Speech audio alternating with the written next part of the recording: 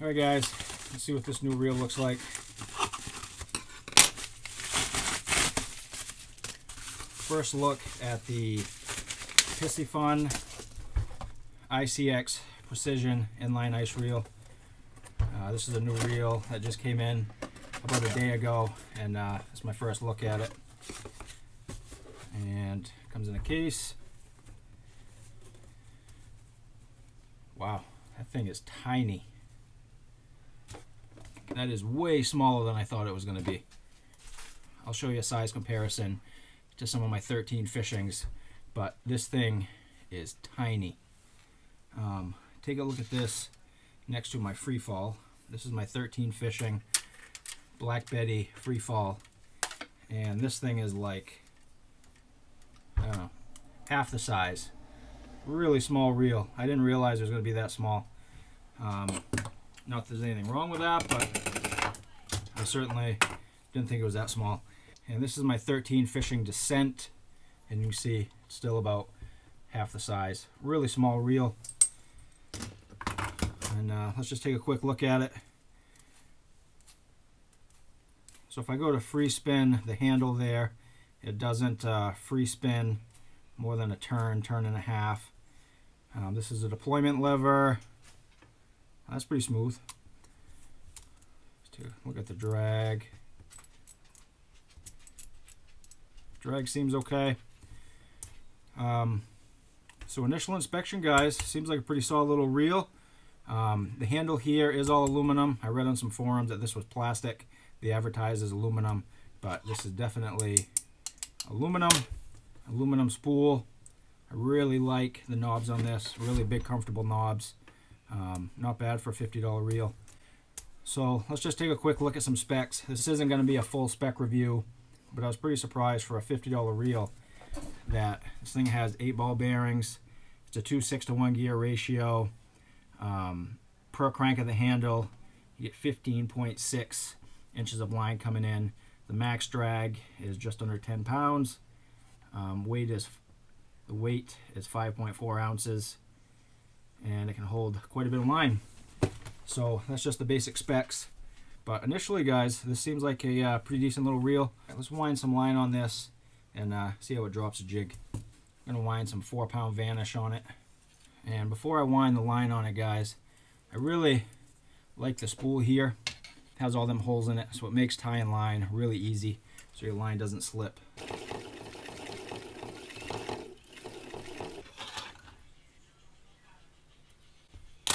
Alright guys, let's put a little tungsten jig on this and see how it drops it. This is a little 3.8 millimeter tungsten jig, hand tied. I'm tying up a bunch of these actually. And let's see how this drops it. There's no extra weight on this. I didn't add any lead or any additional weight.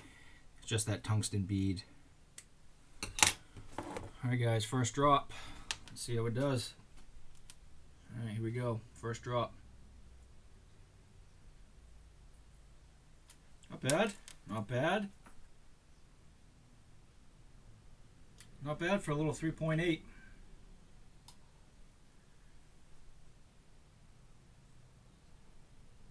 Yeah, not bad. Not bad. Try one more. I loosen that side screw up a little bit, see if that makes a difference. Yeah, maybe a little better. I loosen this side knob just a little. I think that helped a little. Alright, good. Alright, so that's a little 3.8. I'm going to put a little bigger of a jig. These are my little minis. I use these for like perch. I do catch crappie on them once in a while, but they're primarily my perch jigs. So we're going to go up a size. This is a 1/8 ounce. It's also a handmade jig. I pour these and paint them. This is one of my go-to sizes when I fish for crappie, and I also catch perch on it too. Yeah, drops that one really fast. Go all the way down to the floor with this one. Yeah, really fast. So obviously, you know, it drops the bigger jigs much better. And I'll try stopping midway. problem stopping. Works good. All right, now let's try to take the spool off. If we loosen this up, feels like there may be like a little rubber gasket. Yep, there is. Yeah, there's a little rubber gasket right there on the end of that knob. And now this should slide right out.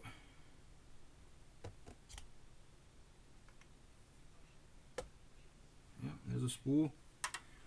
Inside of the spool, you see the teeth that the mechanism grabs here. And you can see that's what engages a reel.